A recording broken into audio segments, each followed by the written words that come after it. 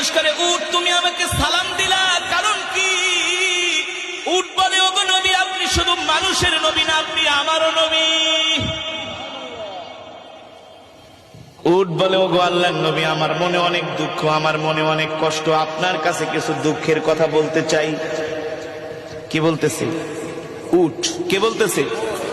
উট বলতেছে, ওগো নবী, আমার মনে অনেক দুঃখ, আমার মনে অনেক কষ্ট, আমি একটু আমার মনের দুঃখগুলো আপনাকে বলতে চাই।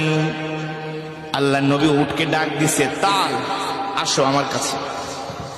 উট আল্লাহর নবীর কাছে আসলেন, এসে উটের মুখটা আল্লাহর নবীর কানের কাছে নিয়ে মনের সব দুঃখগুলো বলতে লাগলেন। আর উটের চোখ দিয়া ঝরঝর করে পানি পড়তেছে।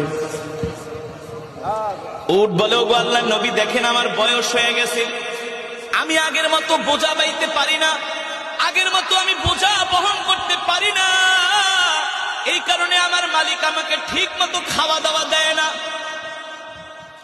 আমাকে খাবারে কষ্ট দেয়। শুধু এটাই না, আমার মালিক আমাকে জবাই করার জন্য দেখেন একটা ছুরি নিয়ে আসছে, একটু পরে আমার মালিক আমাকে জবাই করে দিবে।